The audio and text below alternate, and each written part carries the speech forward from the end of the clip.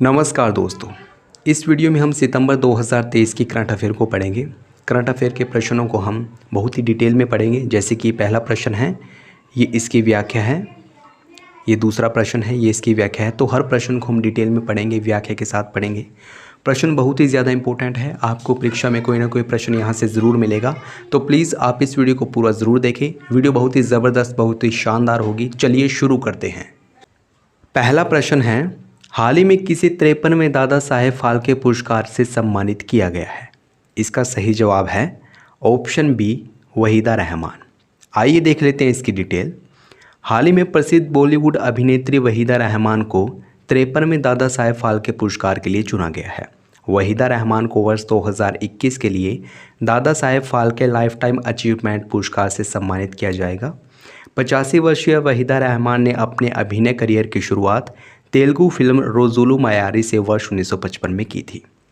इन्हें वर्ष 1971 में रेशमा और शेरा फिल्म के लिए राष्ट्रीय फिल्म पुरस्कार से सम्मानित किया गया था। वर्ष 1972 में पद्मश्री और वर्ष 2011 में पद्म भूषण पुरस्कार से सम्मानित किया गया। इससे पहले यह पुरस्कार, कौन सा पुरस्कार? दादा साहेब फाल्के पुरस्कार आशा पारेख को मिला था। गौरतलब है कि दादा साहेब फाल्के पुरस्कार को भारतीय फिल्म जगत का सर्वोच्च पुरस्कार माना जाता है। दादा साहेब फाल्के पुरस्कार की शुरुआत वर्ष 1969 में हुई थी। पहला दादा साहेब फाल्के पुरस्कार अभिनेत्री देविका रानी को दिया गया था।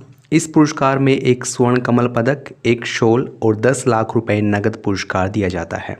भारत सरकार द्वारा भारतीय फिल्म जगत में दादा साहेब फाल्के के योगदान की याद में यह सम्मान दिया जाता है। तो इस प्रकार इस प्रश्न का सही जवाब हुआ ऑप्शन बी, वहीदा रहमान को दिया गया है 53वां दादा साहेब फाल्के पुरस्कार। आइए बढ़ते हैं अगले प्रश्न की ओर। नेक्स्ट क्वेश्चन है, हाल ही में किस राज्य में स्टैच्यू ऑफ वननेस का अनावरण किया गया? इसका सही जवाब है ऑप्शन सी, मध्य प्रदेश। आइए इसकी व्याख्या पढ़ लेते हैं। हाल ही में मध्य प्रदेश के मुख्यमंत्री शिवराज सिंह चौहान ने खंडवा जिले की तीर्थ नगरी ओंकारेश्वर में आदि शंकराचार्य की 108 फीट ऊंची प्रतिमा का अनावरण किया है। यह विशाल प्रतिमा नर्मदा नदी के किनारे सुरम्या मांधाता पहाड़ी के ऊपर उपस्थित है। शंकराचार्य की 108 फीट ऊंची प्रतिमा का नाम है एकात्मकता की प्रतिमा, अर्थात इसे स्टैच्यू ऑफ वननेस भी कहा गया है। आदि शंकराचार्य की यह प्रतिमा बाल रूप में है। यह प्रतिमा आचार्य शंकर सांस्कृतिक एकता न्यास और मध्य प्रदेश राज्य पर्यटन विकास निगम के मार्गदर्शन में तैयार की गई है। इस प्रतिमा की लागत है 2100 करोड़ रुपए और यह अष्ट धातु से बनी है। इसके साथ ही अद्वैत लोक के नाम से एक संग्रहालय स्थापित किया गया है और आचार्य शंकर अंतर्राष्ट्रीय अद्वैत वेदांत संस्थान भी बनाया गया है। आइए जान लेते हैं आदि शंकराचार्य के बारे में। आदि शंकराचार्य का जन्म 8वीं सदी में केरल में हुआ था। शंकराचार्य को जगत गुरु के रूप में मान्यता प्राप्त है और उन्होंने अद्वैत वेदांत का सिद्धांत दिया था। उन्होंने श्रृंगेरी मठ, गोवर्धन मठ, शारदा मठ और ज्योतिर्मठ की स्थापना भी की थी। तो इस प्रकार इस प्रश्न का सही जवाब हुआ option C, statue of oneness स्थापित किया गया है मध्य प्रदेश में। नेक्स्ट क्वेश्चन है, हाल ही में पुराने संसद भवन का नाम बदलकर क्या रखा गया है? इसका सही जवाब है ऑप्शन बी, संविधान सदन। आइए इसकी डिटेल पढ़ लेते हैं। भारत के नए संसद भवन में संसद की कार्यवाही शुरू हो गई है। इसके साथ ही पुराने संसद भवन का नाम बदल दिया गया है। पुराने संसद भवन का नया नाम है संविधान सदन, अर्थात कॉन्स्टिट्यूशन हाउस। इस नए नाम का मकसद इसके सम्मान, महत्व और गरिमा को प्रदर्शित करना है। पुराने संसद भवन को ब्रिटिश आर्किटेक्ट एडविन लुटियंस और सर हर्बर्ट बेकर ने डिज़ाइन किया था। इसकी आधारशिला वर्ष 1921 में रखी गई थी। यह वर्ष 1927 में बनकर तैयार हुआ और 18 जनवरी 1927 को इसका उद्घाटन किया गया था। यह 164 स्तंभों वाली इमारत है। जनवरी 1927 से 15 अगस्त 1947 तक इसमें एम्पीरियल लेजिस्लेटिव काउंसिल स्थित थी। स्वतंत्रता के पश्चात संविधान को अपनाने के बाद इसने भारत की संसद के रूप में कार्य किया, जिसमें लोकसभा और राज्यसभा शामिल थी।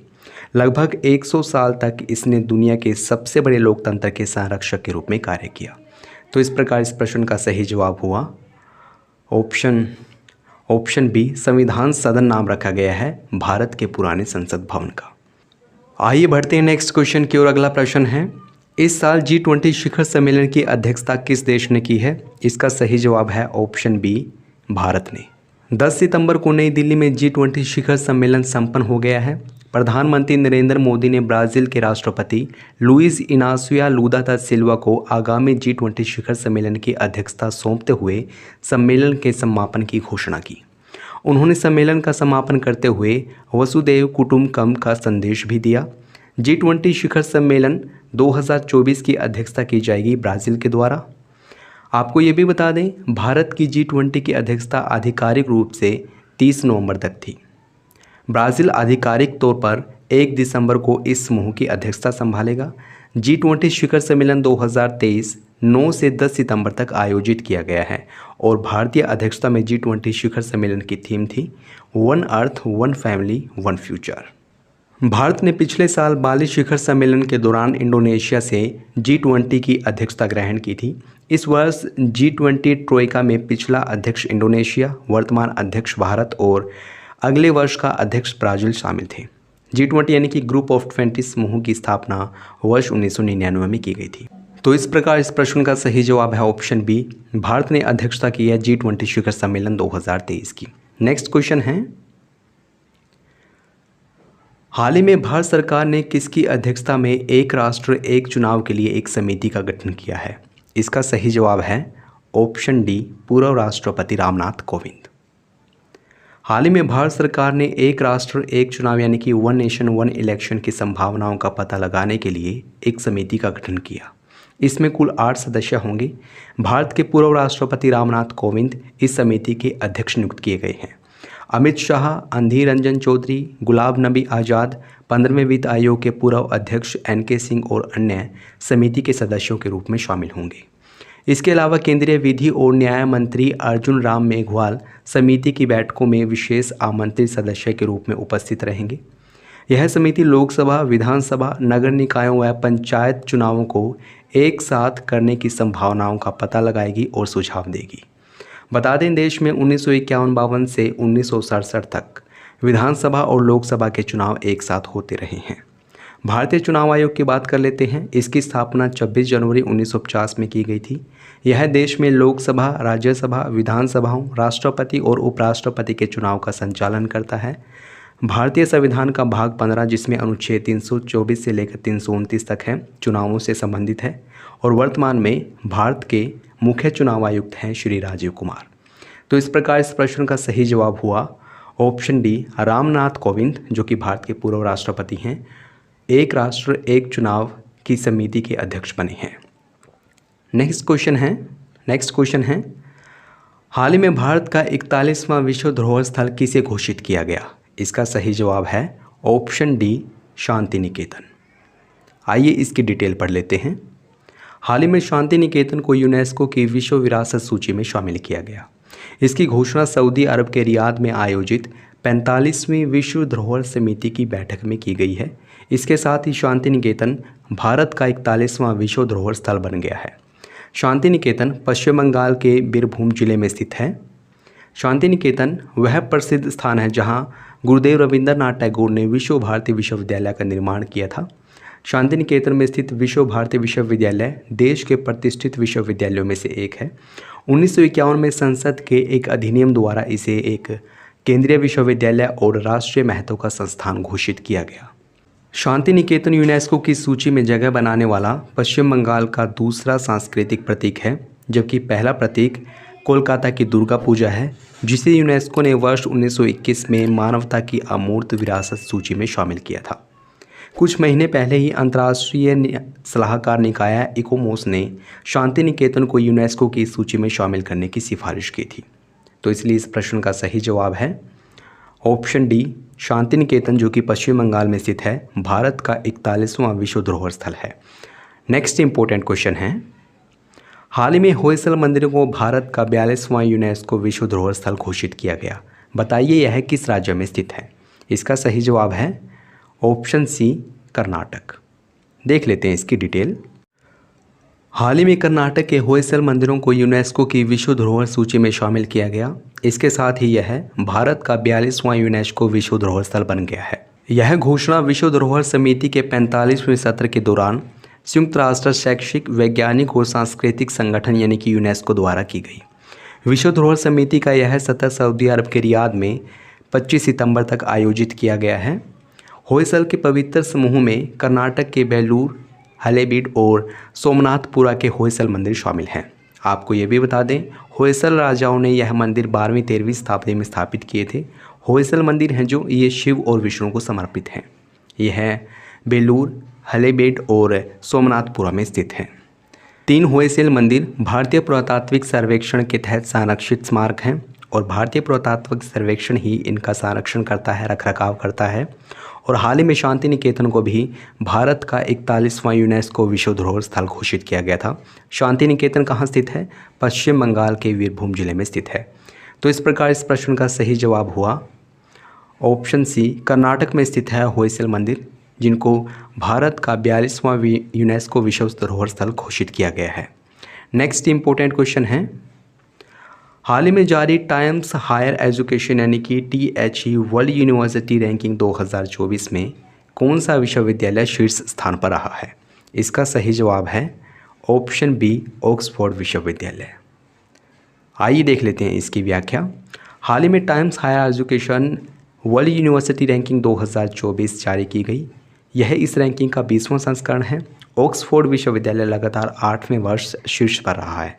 वहीं स्टैनफोर्ड यूनिवर्सिटी दूसरे स्थान पर, मैसाचुसेट्स इंस्टीट्यूट ऑफ टेक्नोलॉजी तीसरे स्थान पर और हार्वर्ड यूनिवर्सिटी चौथे स्थान पर है। अमेरिका कुल 169 संस्थान और शीर्ष 200 में सर्वाधिक प्रतिनिधित्व करने वाला देश है। 4 देश पहली बार रैंकिंग में शामिल हुए हैं जो कि यूरोपीय देश हैं। वहीं 91 संस्थानों के साथ भारत अब चीन को पीछे छोड़कर चौथा सबसे अधिक प्रतिनिधित्व करने वाला देश बन गया है। हालांकि कोई भी भारतीय संस्थान शीर्ष देशों में शामिल नहीं है। देश का शीर्ष रैंक वाला संस्थान है भारतीय विज्ञान संस्थान IISc बेंगलुरु, जो 201 से 250 ब्रैकेट में शामिल किया गया है। आपको ये भी बता दें, ऐसी पहली रैंकिंग वर्ष 2004 में जारी की गई थी। तब इसमें 29 क्षेत्रों में केवल 200 संस्थान शामिल हुए थे। तो इस प्रकार इस प्रश्न का सही जवाब है ऑप्शन बी, ऑक्सफोर्ड विश्वविद्यालय वर्ल्ड यूनिवर्सिटी रैंकिंग 2024 में शीर्ष पर रहा है। नेक्स्ट इंपॉर्टेंट क्वेश्चन है, हाल ही में केंद्र सरकार ने वैज्ञानिकों को सम्मानित करने के लिए राष्ट्रीय विज्ञान पुरस्कार श्रेणी के तहत कितने पुरस्कारों की घोषणा की है? इसका सही जवाब है ऑप्शन बी, 56।